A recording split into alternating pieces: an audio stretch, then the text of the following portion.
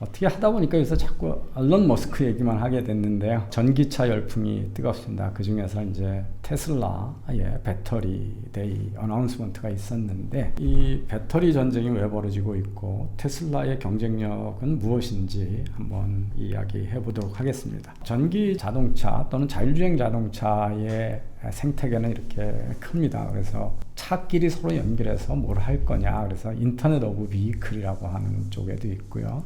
차에 들어가는 온갖 센서를 만드는 산업도 있고, 최근에 테슬라가 내놓은 자율주행 드라이빙 소프트웨어 쪽 산업도 있고요. 당연히 거기 들어가는 인공지능 빅데이터 산업도 있고, 비클 투 비클이라고 해서 차량 간의 커뮤니케이션이나 배터리를 공유하는 기술, 이런 기술들이 있고요. 그 다음에 이제 전기 자동차로 만드는 데 필요한 기술, 정보 보안을 하기 위한 블록체인 기술, 그 다음에 자동차의 온갖 증강현실, 우리 자동차의 디스플레이에 앞에 사람 이런 것들을 화면에 실제 사람이 아니라 자동차가 어디에 있고 이런 것들을 막 그림으로 보여주잖아요. 이게 이제 오그멘티드 리얼리티라고 해서 증강현실입니다. 이런 기술들이 다 자율주행 자동차의 생태계를 이루고 있고 여러 개가 만들어지고 있습니다. 전기 자동차 그러면 이제 우리는 테슬라하고 자동차 회사 이런 데서만 하고 있는 줄 알지만 자동차 회사들이 어마어마하게 많습니다. 전기차 스타트업들이요. 보시면 61개의 전기차 신생업체들 스타트업이 지난주 현재 지금 61개가 돼 있습니다. 1위가 테슬라고요. 지금까지 외부 투자 금액이 160억 불, 거의 18조 정도가 들어가 있습니다. 리비안이라고 하는 미국의 또 전기차 개발업체인데 여기도 거의 6조 이상의 돈이 들어갔고요. 중국의 니오가 약 4조의 투자를 받아서 있고, WM 모터스라고 하는 중국도 270억 불이 들어가 있고요.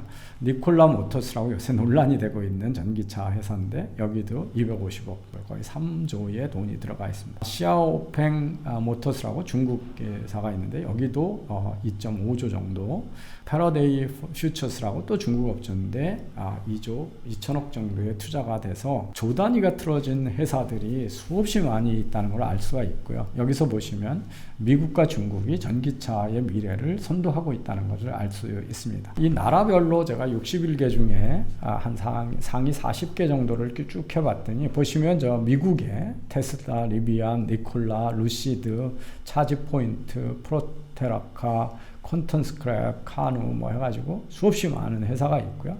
중국 회사도 지금 아까 얘기했지만 니오, VM 모터스, 샤오펜 모터스, 패러데이 퓨처스 등 앞부분에 상당히 많은 중국 회사가 있고요.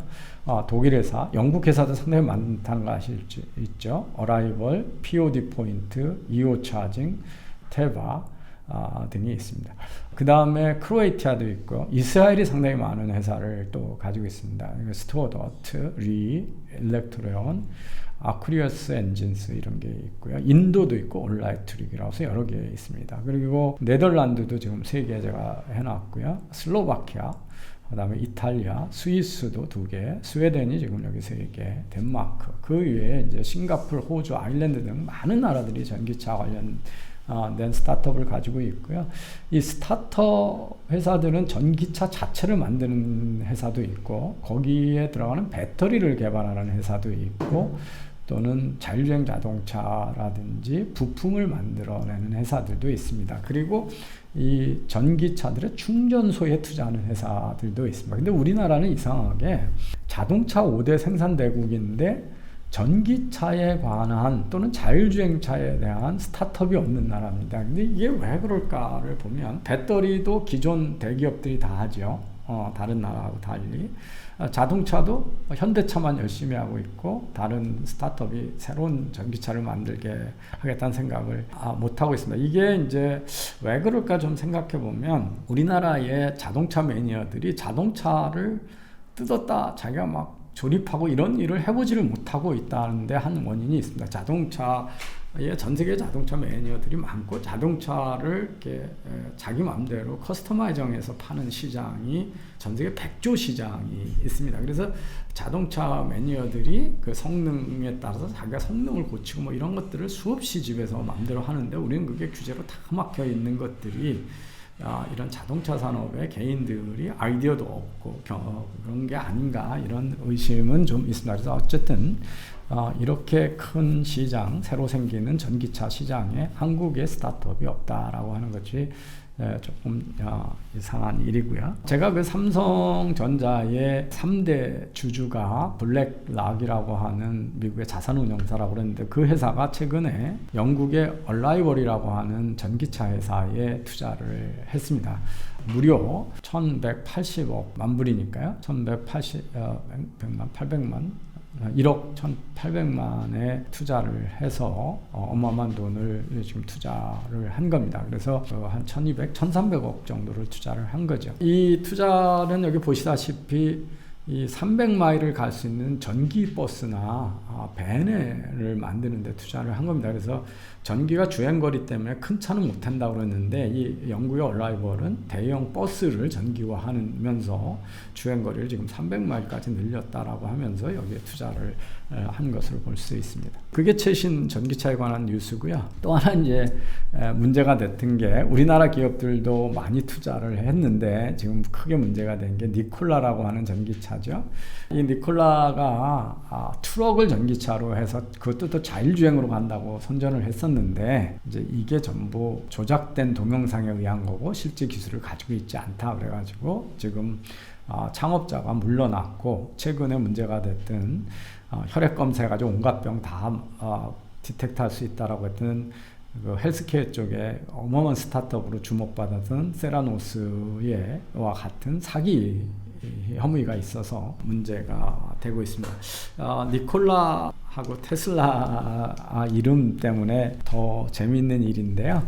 그 니콜라 테슬라는 우리가 얘기하는 교류 전기를 만든 AC 전기를 만든 세르비아 출신의 미국 발명가입니다. 근데 이 사람이 얼마나 많은 걸 만들었냐면 여기 보시죠. AC 전기, 라디오, 리모컨, 엑스레이 기술, 수력 발전 이런 것들을 한 아주 희대의 기술자고 그래서 Greatest Geek Ever Lived라고 하는 타이틀을 가지고 있고 얼런 머스크가 이 사람을 존경해서 테슬라라는 이름을 그 성을 땄고요. 니콜라라고 하는 회사가 이름을 따서 두 개의 전기차 회사가 만들어졌는데 그중에 니콜라가 사기성이다 이런 얘기가 돼서 문제가 되고 있습니다. 그래서 지금 이제 니콜라가 지금까지 뭐 그 기업 가치가 뭐 어마어마하게 뭐 거의 34빌리언 달러다 그랬는데 이게 이제 사기가 됐고 이 니콜라 자동차가 전기차보다는 이게 수소차라고 그랬던 거죠. 죄송합니다. 이게 수소차나 전기차나 사실은 전기 모터인데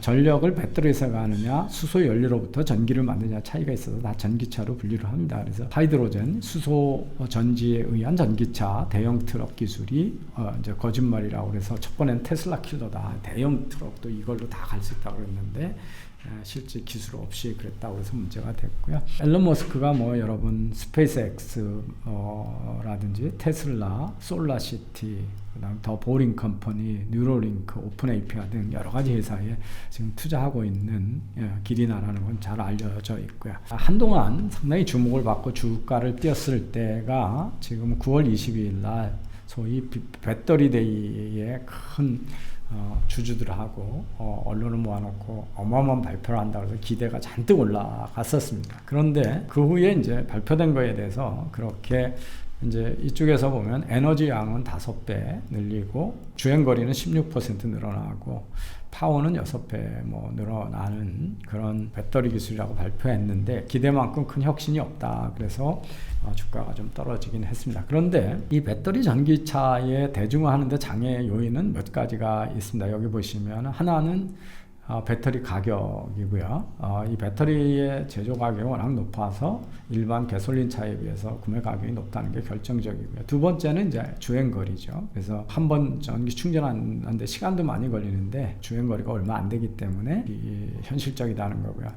충전을 할 수 있는 인프라가 잘 안 깔려 있다는 거고요. 한번 충전할 때 시간이 너무 오래 걸린다. 그 다음에 이제 더 하나는 배터리의 수명이 그렇게 길지 않다. 그래서 지난번에 제가 전기차 말씀드렸을 때 한 2년 지나면 배터리 수명이 떨어져가지고 감가상각이 너무 많이 되기 때문에 대중차들은 경쟁력이 없다 이런 얘기를 했습니다. 근데 요번에 이제 테슬라의 앨런 머스크가 한 게 지금은 배터리 수명을 15만 마일을 하고 있는데 100만 마일까지 쓸 수 있는 배터리를 장착하겠다 그랬거든요. 그렇다는 얘기는 이제 2년이 아니라 지금보다 거의 10배, 8배 정도가 늘어나는 거니까 6배 이상이 늘어나는 거니까 12년을 쓸 수 있으니까 감가상각이 훨씬 적게 되겠죠. 이게 가능하다면. 그래서 배터리 수명을 확 늘리겠다 이런 발표를 했습니다. 그래서 이 5가지가 이제 극복돼야 될 전기차의 과제들입니다. 근데 이제 지금 보시다시피 킬로와트당 배터리 가격은 2010년에 한 1100불이던 게 지금 최근에 평균 176불로 줄어들었고 지금 2020년에는 143불로 줄어든 걸로 되어 있습니다. 그래서 2010년 대비 이미 85%가 줄어들어서 15% 가격만 남아있는 걸로 되어 있고 2030년에 70불이 되면 일반 가솔린 차보다 더 싸게 만들 수 있다 이런 것이 이제 기대입니다. 그래서 전기차의 대중화 가격인하에 의한 경제성 확보가 생각보다 빨리 오고 있다는 게 이제 배터리 가격의 인하 때문에 그렇습니다. 근데 이걸 더 이제 앞당기겠다 하는 거고요. 그 중에 하나가 모든 제품은 이제 얼마나 규모의 경제를 달성하느냐 하는 거고요.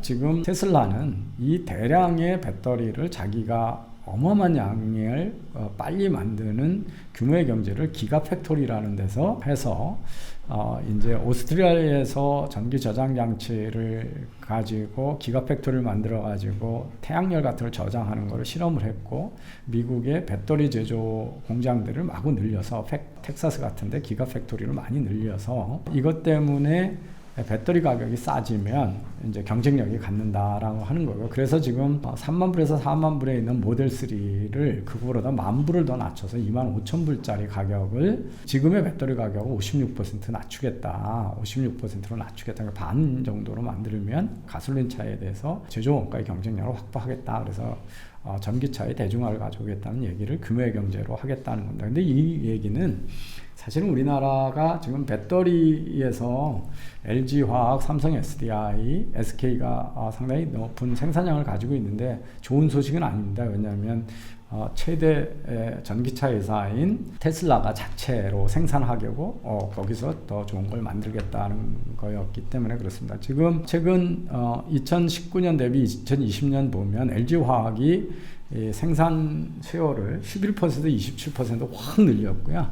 파나소닉이 22%, 26%를 이기고 그 다음에 중국의 CATL이 23% 든 게 17% 줄어들어 있고 삼성이 4% 든 게 6% 늘렸고 중국의 AESC가 4% 6% 그 다음에 BYD가 5%로 그래서 LG화학이 용량을 늘려서 2019년만 해도 파나소닉이 1등이고 LG화학이 2등이었는데 지금은 이제 바뀌어 있는 상태로 그 앞에 한국의 LG화학, 삼성 SDI가 1위 또는 5위를 하고 있고요. SK이노베이션이 6위 정도를 하고 있습니다. 그래서 우리나라가 2019년 기준으로 한국의 세 업체가 전체 전기차 배터리 생산의 42%나 차지하는 우리나라가 전 세계 1위 산업을 가지고 있는데 이제 중국하고 일본이 생산량을 늘리면서 경쟁이 치열한 상태로 되어 있습니다. 그래서 우리가 배터리를 무지 잘 만드는 나라고 그래서 지금 삼성 SDI하고 LG화학의 주가가 상당히 높게 올라가 있습니다. 그리고 최근에 조금 그 테슬라 발표 이후에 조정을 받고 있는 중입니다. 이 배터리 성능을 개선하는 이제 하는 거를 저는 뭐 엔지니어링적으로는 보시면은 정말 지루한 얘기인데 탭이 안 달려 있는 거를 해서 탭을 저걸 붙이는데 상당히 많은 공정의 그 비용이 발생하고 그래서 저 탭을 없애고 더 많은 집적을 하는 탭 없는 배터리를 만들어서 크게 생산 원가를 낮추겠다는 거고요. 전기차 중에 루시드 에어라는 회사가 500km 이상을 가는 주행거리로 1등을 하고 있고요. 나머지는 밑에가 테슬라가 상당히 주행거리면서 압도적으로 있습니다. 그래서 곧 충전당 1000마일을 가는 배터리들이 앨런 머스크 말에 의하면 배터리 저장 용량이 늘어나고 파워가 늘어나면서 1000마일을 신뢰를 가는 것들을 내놓겠다 이렇게 돼서 주행거리 문제를 해소하겠다는 게 이제 두 번째 발표입니다. 그래서 2020년에 이렇게 많은 회사의 많은 전기차 모델들이 출시 예정으로 있습니다. 그리고 밑에가 이제 충전당 주행거리고요. 저 위에가 자동차를 종류별입니다. 그래서 모든 자동차 회사들이 전부 전기차 모델을 새로 내놓는 거로 지금 경쟁을 하고 있습니다. 주행거리를 보면 이제 그림으로 표시했는데요. 샌프란시스코에서 LA까지 가는데 한 번 주행하고 어디까지 갈 수 있는가 보면 거의 끝부분까지 갈 수 있는 거에 테슬라 제품이 다 있죠. 한국의 현대자동차의 코나라든지 이오닉 Q인가요? 그 다음에 중간에 아마 기아자동차의 니로가 있습니다. 그래서 기아자동차 니로는 지금 239마일, 현대차의 지금 잘 나가는 코나가 한 258마일, 그 다음에 현대차의 이오닉 Q는 170마일이어서 저 170마일인데 대신 이제 주행 거리당 가격 이렇게 해서 소위 가성비를 따지면 현대차가 상당히 좋은 거로 되어 있습니다. 그래서 여기 보시고 그리고 2019년 3분기에 2018년에 비해서 마켓 쉐어가 어떻게 됐냐를 보면 테슬라가 16% 20%로 올라가 있고요. 그 다음에 이제 중국의 뱅크 그룹인가요? 거기가 6% 10%고요.